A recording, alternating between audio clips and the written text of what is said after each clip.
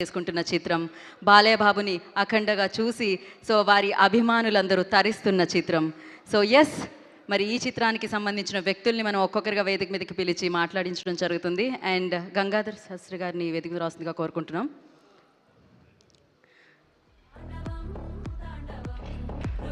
And అలాగే విజయ్ గారికి కూడా ఈ కార్యక్రమానికి స్వాగతం పలుకుతున్నాం. అత్యద్భుతంగా ఉన్నారండి మీరు, ఎంత అద్భుతంగా నటిస్తారు మీరు.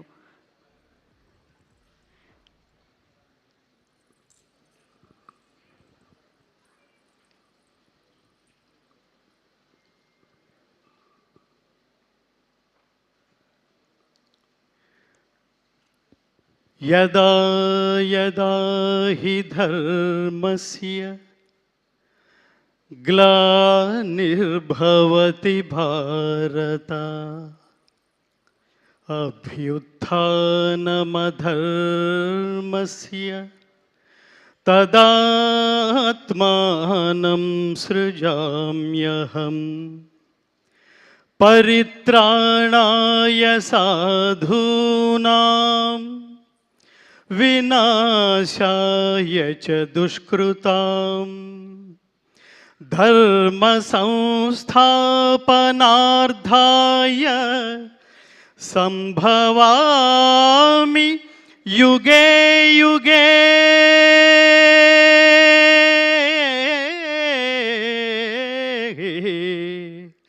संभवामि युगे युगे.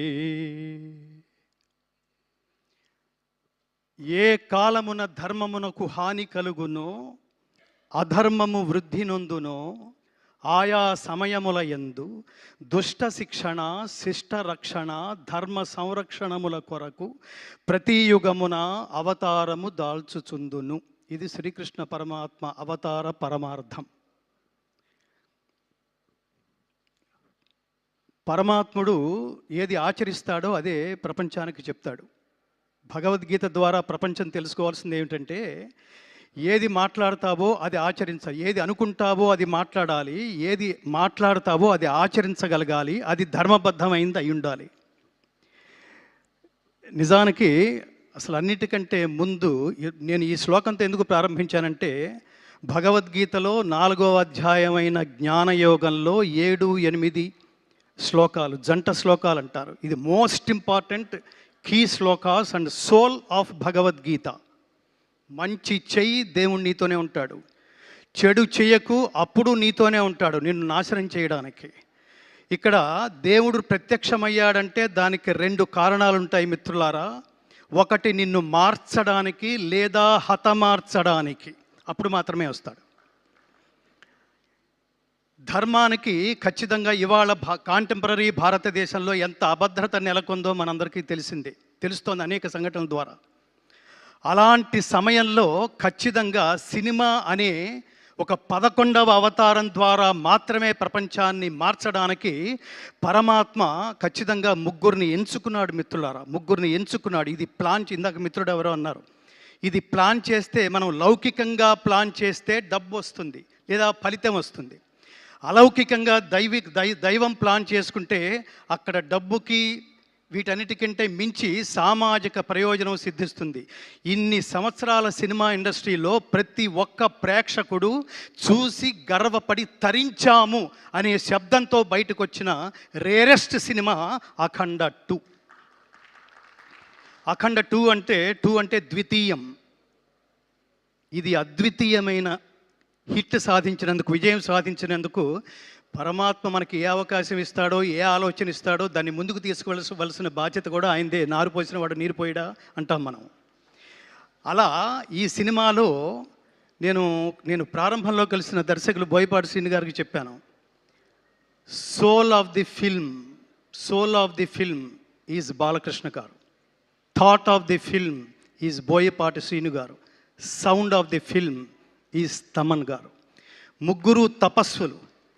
నేను ఏమని చెప్తానంటే, ఇదేదో జస్ట్ లైక్ దట్ బాలయ్య గారికి డేట్లు లేకపోతే ఇంకొకళ్ళు ఎవరన్నా సాధ్యపడుతుందా? ఇది ఇంకొకరితో సాధ్యపడుతుందా? కర్మణ్యేవాధికారస్తే మా ఫలేషు కదాచన మా కర్మ ఫలహేతుర్భూ మాతే సంగోస్తు అకర్మణి అని చెప్తుంది గీత. దీని తాత్పర్యం ఏమిటంటే, ఒక్క పని చేస్తే ఎలా చెయ్యాలో చెప్తుంది. పనిని హాఫ్ హార్టెడ్గా చేయకు నాన్న, పనిని డెడికేటెడ్గా చేయి. తత్వమసి, నువ్వే అదే చేయాలి, నువ్వే తాదాత్మ్యత పొంది చేయాలి. అలా తాదాత్మ్యత పొంది చేస్తే ఎలా ఉంటుందంటే, మా గురువుగారు చిన్నప్పుడు ఒక జోక్ చేస్తుండేవారు, రై నువ్వు ఫీల్ అయ్యి పాడితే జనాలు ఫీల్ అయ్యి వింటారా, నువ్వు పాడడానికి ఫీల్ అయితే జనాలు వినడానికి ఫీల్ అవుతారా అని చెప్తుండేవాడు. ఈ సినిమాని ఇందాక ఇంకొక మిత్రుడు ఎవరో ఉన్నారు, ఆవాహన, చాలా గొప్ప మాట అది. ఆవాహన, తపస్సు, పూర్వజన్మ సుకృతం, పుణ్యం, భాగ్యం, సుకృతం, ఇన్ని లేకపోతే అసలు ఈ త్రిమూర్తులు కలిసే అవకాశం లేదు మిత్రులారా. ఈ ఈ ఈ వేదిక నుంచి నేను ఈ ముగ్గురికి ఒక టైటిల్ ఇస్తున్నాను.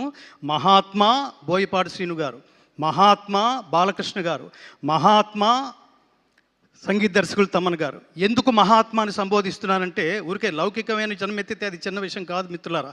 కారణ జన్మ లేకపోతే ఇది థాట్ కూడా రాదు, మనకి ఈ థాట్ కూడా రాదు. ఎవడు నహి కళ్యాణకృత కశ్చిత్ దుర్గతిని తాత గచ్చతి అంటాడు. ఎవడైతే స్వకల్యాణం కోసం ఆలోచిస్తాడో వాడున్నంత కాలమే వాడితో అవసరం ఉన్న వాళ్ళ మధ్యలోనే జీవించి ఉంటాడు.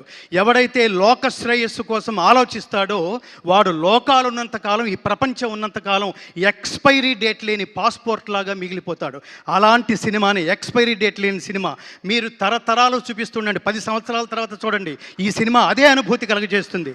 50 సంవత్సరాల తర్వాత చూడండి, అదే అనుభూతి కలుగజేస్తుంది. భక్తి, దేశభక్తి, కర్తవ్యనిష్ట, నిష్కామ కర్మ, చాలా అద్భుతమైన పదాలు ఇది. ఈ సినిమా నిజానికి ఎంత సాహసం అంటే, ఎంత డెడికేషన్ లేకపోతే, ఎంత ఏమంటారు దార్శనికత లేకపోతే అసలు ఫస్ట్ ఈ థాట్ వస్తుంది. ఒక ప్రొడ్యూసర్గా, ఒక కమర్షియల్ ప్రొడ్యూసర్గా, నేను ఒక సీనియర్ కమర్షియల్ ప్రొడ్యూసర్ అనుకోండి, ఆయన ముందు బోయపాటి శ్రీను గారు కూర్చుని నేను ఒక సినిమా చేయాలనుకుంటున్నాను, ఇందులో దైవభక్తి, దేశభక్తి ఉంది అనగానే నవ్వుతాడు ఆయన. అసలు ఈ రోజుల్లో ఇది ఎక్కడ వర్కౌట్ అవుతుందండి? అలాంటిది ఈ దైవభక్తి అనే అతి జటిలమైన విషయాన్ని, దేశభక్తి అనే జటిలమైన విషయాన్ని తానే తాదాత్మ్య చెంది తానే అదే అయిపోయి అనుభూతి చెందగలిగే ఒక మహానటుడు. ఈ సినిమా చూస్తున్నప్పుడు నాకు అనిపించింది, ఎన్టీ రామారావు గారు జీవించి ఉంటే, నాన్న నేను వేదం రెఫరెన్స్ తీసుకుంటున్నప్పుడు ఆత్మావై పుత్రనామాసి, తండ్రే కొడుకు రూపంలో ఉంటాడన్నారా, నిన్ను చాలా సినిమాల్లో చూశాను కానీ ఇప్పుడు ఖచ్చితంగా నా అంశే కనిపిస్తోంది నాన్న అని ఎన్టీ రామారావు గారు ఖచ్చితంగా హక్కుని చేర్చుకుని, ముందు నమస్కారం చేసేయానికి హక్కుని చేర్చుకుని ఉండేవాళ్ళు. అంత అద్వితీయంగా అసమాన ప్రతిభను సృష్టించి, తర్వాత కర్మ అనే దానికి ఇంకొకటి ఏమిటంటే, ఒక కర్మ అంటే పెద్ద పదం ఏం కాదు, కర్మ అంటే పని, కర్మ అంటే వర్క్, కర్మ అంటే నీ డ్యూటీ.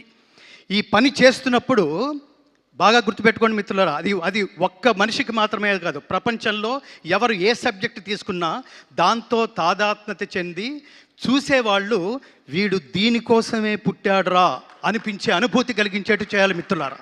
First point. కొంతకాలం తర్వాత ఎవడూ శాశ్వతం కాదు, నేల రాలిపోతాం మనం.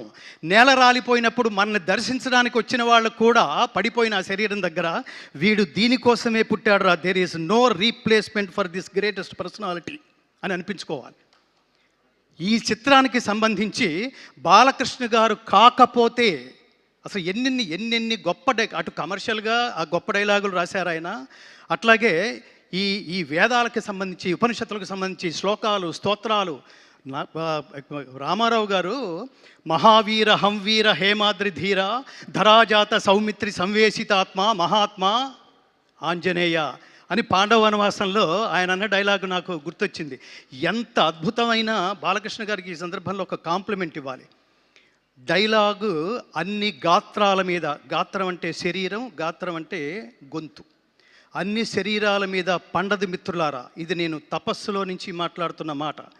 నాకు కనుక నేను కొన్ని దశాబ్దాలుగా కేవలం భగవద్గీత స్వార్థరహిత ఉత్తమ సమాజం కోసం, సమాజ నిర్మాణం కోసం భగవద్గీత ప్రచారమే ధ్యేయంగా నడుస్తున్న నా తపస్సులో ఎంతో కొంత శక్తి కనుక లభించుంటే ఆయనకి ద్విశతాయుష్మాన్ భవ అని ఆశీర్వదించాలనిపిస్తుంది బాలకృష్ణ గారు.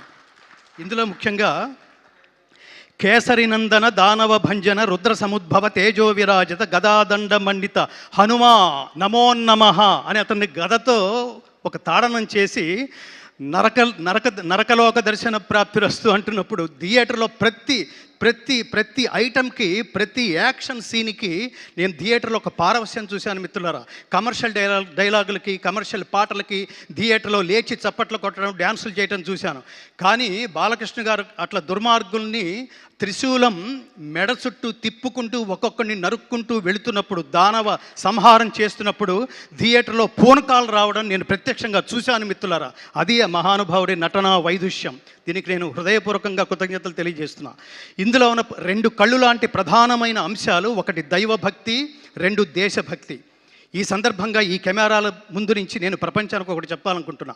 ఈ జనరేషన్లో తల్లిదండ్రులకి పిల్లలకి చాలా గ్యాప్ ఉంది మిత్రులారా. అసలు వాట్ ఈ సనాతన ధర్మం అంటే తెలియదు. ధర్మం అనే పదానికి అసలు అర్థమే తెలియదు. ప్రతివాడు ఉదయం 7 గంటలకు లేచి సాయంత్రం ఇంటికి 11 గంటలకు చేరుకునేంత వరకు నా జేబెంత నిండిందని మాత్రమే ఆలోచిస్తున్నారు తప్ప, ఈ దేశంలో పుట్టినందుకు వాట్ నెక్స్ట్, నేనేం చెయ్యాలి, నా కంట్రిబ్యూషన్ ఏమిటి. ఇవాళ నేను హ్యాట్స్ ఆఫ్ అని ఈ ముగ్గురికి చెప్తుంది ఏంటంటే, ఈ సినిమాని డబ్బు కోసం, సినిమా తర్వాత వచ్చే ఆదాయం కోసం, హిట్ కోసం, ఆ శబ్దం వినడం కోసం చేయలేదు మిత్రులారా. ఈ దేశంలో పుట్టినందుకు ఈ దేశం రుణం తీర్చుకోవడం కోసం this is the greatest contribution ever from the cinema film industry. అంతటి గొప్ప సినిమా. ఈ గొప్ప సినిమాని నేను ఈ వేదిక నుంచి ప్రజాబాహుళ్యానికి, ఆల్రెడీ థియేటర్కి వెళ్ళిన వాళ్ళందరూ వాళ్ళు అత్యద్భుతంగా ఒక గొప్ప అనుభూతితో, నిజానికి నాతో పాటు నాకు ఆ రోజు బోయపాటి శ్రీను గారు పిలిచి, మీరు ఎంతమందిని అయినా తీసుకురండి గురువు గారు అంటే, నేను 15 మందిని తీసుకెళ్ళా. ఈ 15 మందిలో రకరకాల వాళ్ళు ఉన్నారు. నా జర్నలిస్ట్ బుద్ధితో ఆ 15 మందిని తీసుకెళ్ళా. ఇందులో ఆర్టిస్టులు ఉన్నారు, ఇందులో డ్రైవర్స్ ఉన్నారు, ఇందులో నా భార్య ఉంది, డాక్టర్స్ ఉన్నారు. సినిమా అంతా అయిపోయిన తర్వాత ఈ అనుభూతి నా ఒక్కడిదేనా, వీళ్ళది కూడానా, వీళ్ళేం చెప్తారు అని అడిగినప్పుడు, అందులో ఒక ఆర్టిస్ట్ సీతాకాంత్ ఇక్కడ ఎక్కడ ఉన్నారా, నిలబడిన Swamy, is a great artist from film industry. అతను సినిమా చూస్తూ ఇది విమర్శనాత్మకంగా చూస్తున్నాడు, ఎక్కడ కనెక్ట్ కాగలనా అని. సినిమా మొత్తం మీద కొన్ని 100 సార్లు లేచి, నేను ఒక్కడిని చప్పట్లు కొడితే బాగుండదేమో అనుకోవట్లేదు. అతను కొన్ని 100 సార్లు చప్పట్లు కొడుతూనే ఉన్నాడు. ఎమోషన్ అది. అలాగే డాక్టర్, మీరు ముందుకు రండి స్వామి, మిమ్మల్ని కూడా పరిచయం చేయాలి. ఆయన కామినేని హాస్పిటల్స్లో very senior most doctor. Corona టైంలో కొన్ని వేల మందికి ఉచితంగా వైద్య సేవలు అందించిన మహానుభావుడు ఆయన సినిమా అంతా అయిపోయిన తర్వాత, డాక్టర్ గారు మీకు ఎలా ఉంది, ఎలా ఫీల్ అయ్యారు అంటే, ఆయన ఏమన్నాడంటే, నేను చాలా ఫీల్ అయ్యాను గంగాధర్ శాస్త్రి గారు అన్నాడు. చాలా ఫీల్ అయ్యానంటే, ఏం ఫీల్ అయ్యారు అంటే, నేను ఫ్యామిలీతో రానందుకు ఫీల్ అయ్యాను గురువు గారు అని కళ్ళు తుడుచుకుంటున్నాడు ఆయన. దీన్ని బట్టి మనం ప్రపంచం అర్థం చేసుకోవాల్సింది ఏమిటంటే, ఈ డేటింగ్లు రేటింగ్లతో సంబంధం లేకుండా దైవభక్తి కావాలనుకుంటున్నారా, మీలో దైవభక్తిని జాగృతం చేయాలనుకుంటున్నారా, ఈ సినిమా ఖచ్చితంగా చూడండి, మీ స్నేహితులందరికీ చూపించండి. దేశభక్తి అంటే ఏమిటో తెలుసుకోవాలనుకుంటున్నారా, కంట్రిబ్యూషన్ అంటే ఏమిటో తెలుసుకోవాలనుకుంటున్నారా, ఖచ్చితంగా మీరు మీ బిడ్డలతో కలిపి ఈ సినిమా చూడండి. కుటుంబ సమేతంగా చూడవలసిన సినిమా. సనాతన ధర్మం అంటే అర్థం ఏమిటంటే, సనాతనం అంటే నిత్యమైనది, శాశ్వతమైనది అని అర్థం. శాశ్వతమైన నహన్యతే హన్యమానే శరీరే అంటుంది గీత. శాశ్వతమైన ఈ సనాతన ధర్మాన్ని ఎవడు ఏమీ చేయలేడు, ఎవడు దీన్ని నాశనం చేయలేడు. కానీ తగిన సందర్భాల్లో ఈ ధర్మాన్ని కాపాడుకోవడం కోసం పరమాత్మ ఎంచుకున్న వ్యక్తి, వీళ్ళ థాట్స్లోంచి వచ్చింది కాదు, పరమాత్మ ఎంచుకుని ఉండకపోతే ఒక బోయపాటి శ్రీను ఈ వేదిక నుంచి ఇంత గొప్ప సినిమాని ఆవిష్కృతం చేసే అవకాశం లేదు. దీన్ని ఇంత తపస్విగా, అసలు అన్ని శరీరాల మీద నుంచి మనం ఎన్నో సినిమాలు చూసుంటాం, ఎందరో కొన్ని గెటప్స్ వేసుకోవడం కూడా చూసుంటాం. ఒక